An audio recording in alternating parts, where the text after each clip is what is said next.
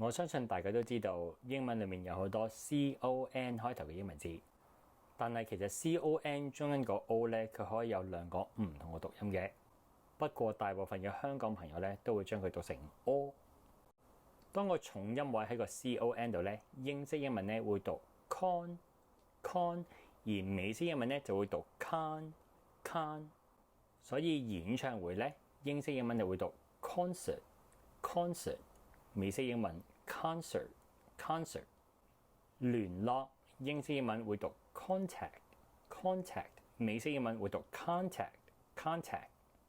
其實我哋睇國際音標咧，就會知道一個字嘅重音喺邊度嘅。譬如話呢一個字 contact，你見到咧有個細洞喺一個 CON 前面嘅，咁所以咧個重音就喺呢一個洞後面嗰個音節啦。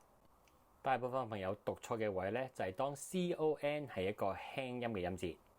咁點樣去揾呢個音出嚟呢？我哋首先讀 until 呢個英文字 until， 之後我哋喺 until 前面加一個好短嘅 K 音 contil， 之後我哋再攞走個 till， 得翻個 con。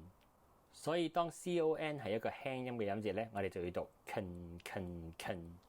咁今日同大家練習12個大家好常會讀錯嘅英文字。咁同大家做練習嘅時候呢，我就會用 con 跟住加個英文字，咁大家可以一齊練習。concern， contain， control， confuse， confirm， continue， condition， consider， confess， conceal， conserve， conclusion。